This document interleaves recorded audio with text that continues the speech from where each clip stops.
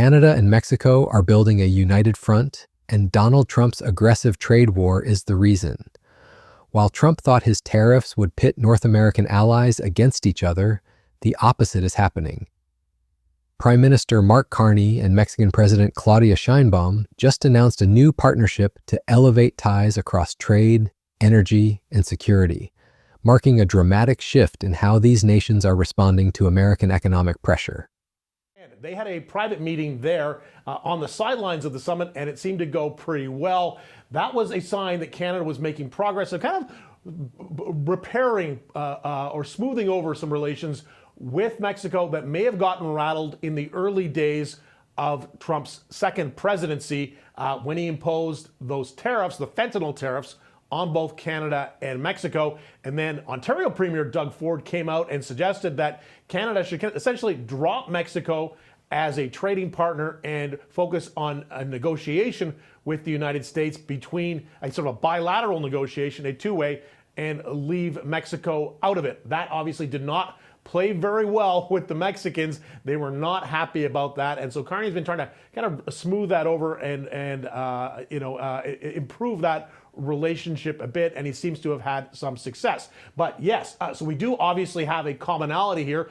Both countries now are dealing with the fentanyl tariffs that Trump has imposed, as well as the additional tariffs, the so-called sectoral tariffs in the auto sector, in the steel and aluminum sector, softwood lumber in Canada, not so much an issue for the Mexicans. We're talking about a strategic alliance that could fundamentally change the balance of power in North American trade. It's not just diplomacy, it's a calculated response to Trump's bullying tactics, and it might be working better than anyone expected. So what exactly did Canada and Mexico agree to, and why is this alliance forming now, just as Trump doubles down on his protectionist agenda? To understand that, we need to look at how Trump's trade war has been unfolding and why it's creating the exact opposite of what he intended. Trump's approach to trade has been simple: impose crushing tariffs and force America's neighbors to submit to his demands. The strategy seemed straightforward enough: hit Canada with 50% tariffs on steel, slap Mexico with 25% tariffs on pharmaceuticals and an additional 25% fentanyl tariff citing border security concerns. The idea was clear: ASEC, divide and conquer, make each country so desperate for relief that they'd be willing to throw their neighbors under the bus for a better deal with Washington. But here's what Trump didn't count on: sometimes pressure creates diamonds, not capitulation. I'm disappointed that I came to Canada, a Canada that it is very, very difficult to find Canadians who are passionate about the American-Canadian relationship.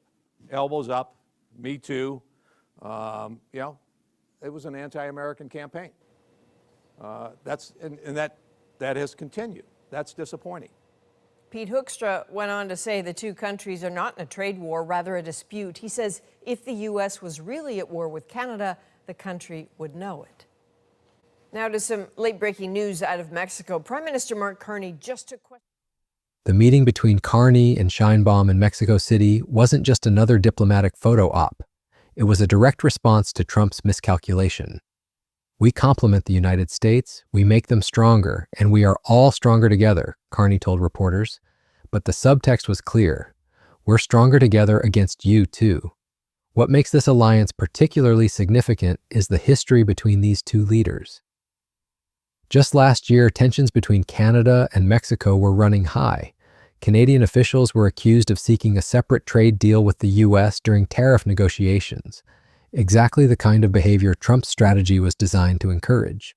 Sheinbaum's response at the time was ice cold. Mexico must be respected, especially by its trading partners, she said, adding that Canada could only wish they had the cultural riches that Mexico has.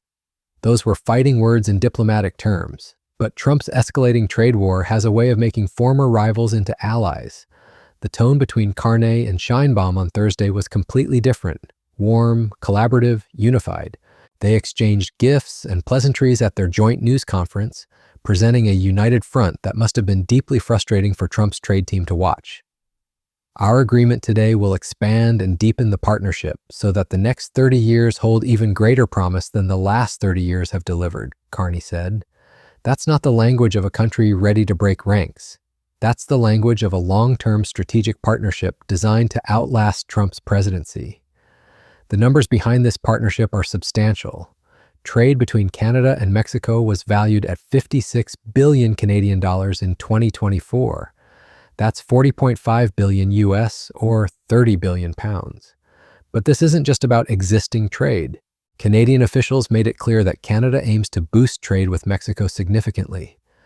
They're talking about creating alternative supply chains, diversifying away from US dependence, and building economic relationships that can withstand American political volatility.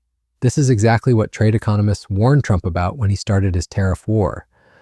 When you make yourself an unreliable partner, your trading partners start looking elsewhere. Canada and Mexico aren't just maintaining their relationship despite Trump's pressure. They're deepening it because of that pressure. The discussions went far beyond trade. Carney and Sheinbaum also discussed border security and transnational organized crime, the very issues Trump has cited to justify his tariffs on both countries. An interest in here in working together and trying to solve those problems. But in the meantime, it looks like Carney and Sheinbaum are going to sign off on this agreement. Really not a trade agreement. It sounds more like an agreement to do certain things kind of in the security space. Maybe there is things they can do on mutual borders, kind of cooperation there to possibly appease Trump's sort of lingering concerns about fentanyl trafficking in North America in general.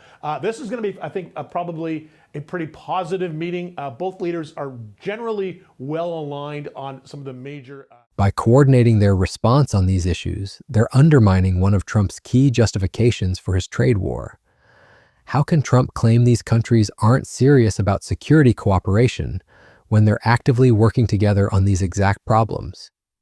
Trade experts are calling this renewed coordination entirely predictable. As one observer noted, the two countries don't want to be pitted against one another when negotiations start. But it's more than that. They're actively working to ensure they can't be pitted against each other. It's a subtle dance, explained Sebastian Vallejo Vera, a political scientist at Western University. Canada and Mexico want to show unity without appearing to gang up on the US. But here's the thing, they are ganging up on the US, just in the most diplomatically acceptable way possible. This alliance comes at a crucial time.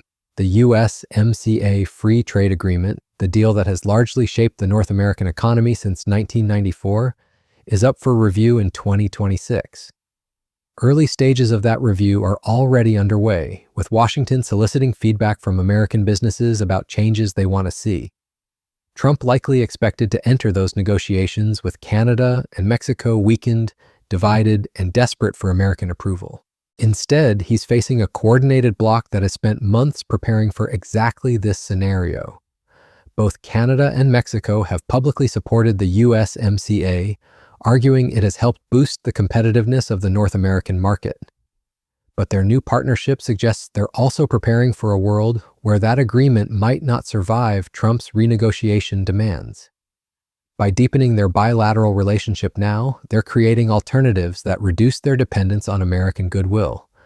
The strategic implications are enormous. Trump's trade war was supposed to demonstrate American strength and force America's neighbors into submission. Instead, it's accelerating the exact trends that should worry American policymakers most. Allied countries reducing their dependence on the U.S. market and building alternative partnerships that exclude America. Carney's approach has been particularly sophisticated. While maintaining dialogue with Trump because Canada can't afford not to, he's also been building these alternative relationships and strengthening Canada's position for whatever comes next. The U.S. president is a modern man. I speak with him regularly. We send each other text messages. But what's the most important right now for Canada is to diversify our trade internationally with Europe, in Asia, with Africa, and South America. Thank you. This isn't the behavior of a country that's been cowed by American pressure. This is the behavior of a country that's preparing for a long-term strategic competition. Sheinbaum, meanwhile, has largely adopted what observers call a calm, non-confrontational approach with Washington. But calm doesn't mean passive. by deepening ties with Canada while avoiding direct confrontation with Trump, she's positioning Mexico to weather the trade war while building stronger relationships with other partners. The timing of this alliance reveals something important about how the global economy is responding to Trump's trade policies. Rather than forcing countries to choose between their relationships with each other and their relationship with America, Trump's aggressive approach is pushing them to diversify away from American dependence entirely. This is particularly significant because both Canada and Mexico are dealing with the same fundamental challenge: a protectionist American president who has redefined global and North American trade through widespread tariffs. Those tariffs have been especially disruptive for countries whose economies have been shaped by decades of North American integration. But instead of accepting that disruption passively, they're actively working to reduce their vulnerability to American economic coercion. The Canada-Mexico partnership also sends a signal to other American allies worldwide. When the U.S. becomes an unreliable partner, there are alternatives. Countries don't have to simply accept American economic pressure. They can build relationships with each other that provide strategic alternatives. This is exactly the kind of geopolitical realignment that should concern American strategists. For decades, America's greatest strategic advantage has been its position at the center of global economic networks. Countries needed access to American markets, American technology, and American financial systems. That centrality gave America enormous leverage in international negotiations. But Trump's trade war is systematically undermining that advantage. By making America an unreliable partner, he's encouraging countries to build alternative networks that reduce their dependence on American approval. The Canada-Mexico alliance is just the beginning of this process. The economic fundamentals supporting this partnership are strong. Both countries have complementary strengths: Canada's natural resources and financial expertise, Mexico's manufacturing base and growing consumer market. Their geographic proximity makes increased trade logical, and their shared experience of dealing with Trump's economic pressure gives them common cause. More importantly, both countries have political systems stable enough to sustain long-term economic partnerships. Unlike some American allies who might be hesitant to antagonize Washington, Canada and Mexico are democracies with their own legitimate interests and the political capacity to pursue those interests independently of American preferences. The implications for American workers and businesses are significant. As Canada and Mexico deepen their partnership, American companies may find themselves increasingly excluded from supply chains and trade relationships that they once took for granted.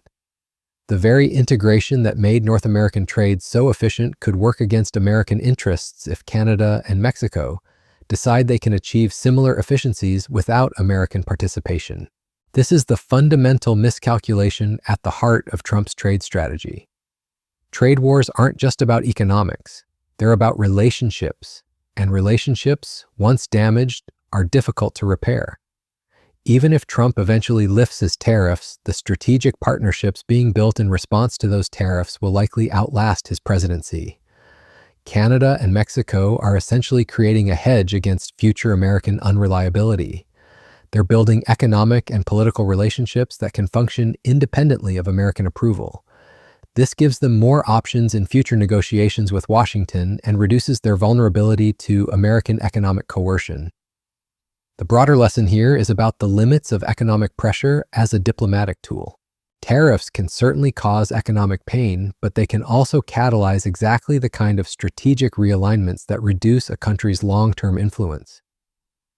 Trump's trade war was supposed to demonstrate American strength. Instead, it's demonstrating the consequences of American unreliability. For Trump, this alliance represents a complete failure of his trade strategy. He wanted to divide and conquer. Instead, he's united and strengthened. He wanted to force Canada and Mexico into submission. Instead, he's pushed them toward independence. He wanted to demonstrate American indispensability. Instead, he's proving that America's neighbors can thrive without American approval. The Canada-Mexico partnership is still in its early stages, but the trajectory is clear. These countries are building a relationship designed to outlast Trump's presidency and provide strategic alternatives to American economic dominance in North America. They're not just responding to Trump's current tariffs, They're preparing for a future where American economic coercion is a regular feature of the relationship. This represents a fundamental shift in North American geopolitics. For the first time since NAFTA was signed, Canada and Mexico are seriously exploring what their relationship might look like if it wasn't mediated through Washington. The answer, apparently, is that it might look pretty good, and that should worry anyone in Washington who thinks America can maintain its influence through economic pressure alone. The Canada-Mexico alliance is proof that Trump's trade war isn't just failing to achieve its stated objectives. It's actively undermining American strategic interests in the most important ways possible. Thanks for watching. If you want to see how other American allies are responding to Trump's trade policies, check out our other videos. And if you want to stay updated on how Trump's economic strategies are reshaping global relationships, be sure to subscribe for more in-depth analyses of the unintended consequences of America's trade war.